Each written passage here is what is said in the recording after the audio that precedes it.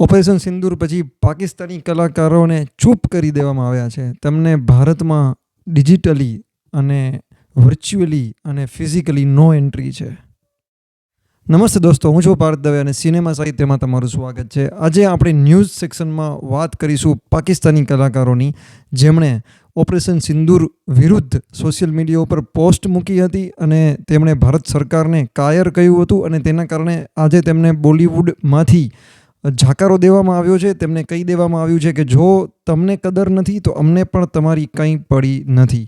વાત છે ફવાદ ખાન, માહિરા હુસૈન, માહિરા ખાન, આ બધે પાકિસ્તાની કલાકારોની જેમને ભારતે ખૂબ જોયા, તેમને પ્રેમ આપ્યો. રઈસમાં માહિરા ખાન હતી શાહરૂખ ખાન સાથે. જે સનમ તેરી કસમ, જે હર્ષવર્ધન રાણેની પોપ્યુલર ફિલ્મ હતી, એમાં માવરા હુસૈન કરીને અભિનેત્રી હતી. ફવાદ ખાન કપૂર એન્ડ સન્સ અને કપૂરે ખૂબસૂરત સોનમ કપૂરની ખૂબસૂરતમાં પણ હતો. એ દિલે મુશ્કિલમાં પણ તેનો રોલ હતો. અને જ્યારે ઓપરેશન પહેલગામ આતંકવાદી હુમલો થયો, જે ભારત ઉપર એક આતંકવાદી કૃત્ય હતું બહુ જ ખરાબ, તેનો જવાબ નરેન્દ્ર મોદીની સરકારે ઓપરેશન સિંદૂર, જે આપણી ત્રણેય પાંખના વડા થકી જે થયું, તેના વિરુદ્ધમાં તેને સપોર્ટ કરવાની બદલે, આતંકવાદી કૃત્યને સપોર્ટ એનો વિરોધ કરવાની બદલે અને ભારતનો સારા માણસોનો સપોર્ટ કરવાને બદલે આ બધે પાકિસ્તાની કલાકારોએ પોતાના ઇન્સ્ટાગ્રામમાં કાયરતાનું પગલું ગણાવ્યું અને એને રોદણા રડ્યા. એટલે ભારતમાં આ બધા કલાકારોના ઇન્સ્ટાગ્રામ તો બેન હતા જ.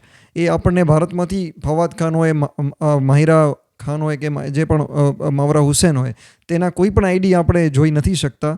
પણ તેમણે આવું બયાન કર્યું. તેના કારણે રઈસના પોસ્ટરમાંથી માહિરા ખાનને કાઢી નાખવામાં આવી છે. ખૂબસૂરતના પોસ્ટરમાં હજી ફવાદ ખાન દેખાય છે, પણ કંઈક કપૂર એન્ડ સન્સનો વિડીયો, જેમાં એ ફવાદ ખાનનું જે ડાન્સ છે એ પણ ડિલીટ કરવામાં આવ્યું છે.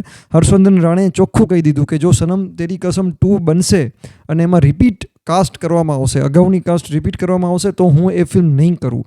તો આના જવાબમાં માવરા હુસૈન બોખલાઈ ગઈ. તેણે ઇન્સ્ટાગ્રામમાં પોસ્ટ કરી કે ભાઈ જેના માટે મને એવું હતું કે કોમન સેન્સ છે અને તે કંઈક સમજુ વ્યક્તિ છે, તેણે પોતાનું PR કર્યું, એમ કે તેણે પ્રમોશન કર્યું. એટલે આના જવાબમાં હર્ષવર્ધન રાણેએ વળતો પ્રહાર કર્યો.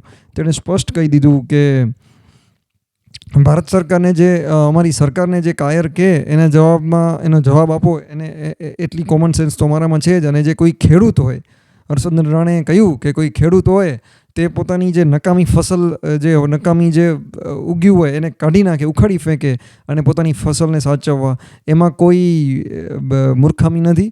એ કોમન સેન્સ જ છે અને હું એમ જ કરીશ. અને મેં બહુ જ હર્ષવર્ધન રાણે સ્વાભાવિક છે, નામ લીધા વગર કહ્યું હતું, મેં શાલીનતાથી વાત કરી હતી, પણ એ મહિલાએ ટાર્ગેટ કર્યો છે પર્સનલ. એટલે આમાં તો કશું, અને હું એ ફિલ્મ કરી જ ન શકું. એટલે ભારત તરફથી આ રીતે જવાબ આપવામાં આવ્યો છે દરેક કલાકારને. આમ તો કલાકારની કોઈ જ્ઞાતિ, કોઈ ધર્મ નથી હોતો, અને મંટોથી કરી અને અઢળક જે ભારત પહેલાં એક હતું અને ત્યાંથી જે આવેલા છે આપણે સ્વીકાર્યા છે, અપનાવ્યા છે. પણ જ્યારે દેશની વાત હોય, જ્યારે સુરક્ષાની વાત હોય, અને એમાં પણ જ્યારે આવા કૃત્યો થતા હોય, ત્યારે એ કલાકારે સમજવું જોઈએ. અદનાન સામી વર્ષોથી ભારતમાં આવી ગયા છે અને ભારતીય નાગરિકત્વ સિટીઝનશીપ લઈ લીધી છે. અદનાન સામી સિંગર છે, આપણે તેમને અપનાવ્યા છે. એ સિવાય આતિફ અસલમના પણ આપણે ગીતો સાંભળ્યા છે. પણ જ્યારે આ વાત આવે ત્યારે આખી એક ઇન્ડસ્ટ્રીએ ભેગું થઈને વિરોધ કરવાનો હોય, અને એ થઈ જ રહ્યો છે અને એ યોગ્ય રીતે થઈ રહ્યો છે. તમારા શું વિચાર છે આ બાબતને લઈને, એ ખાસ કોમેન્ટમાં જણાવજો. Thank you.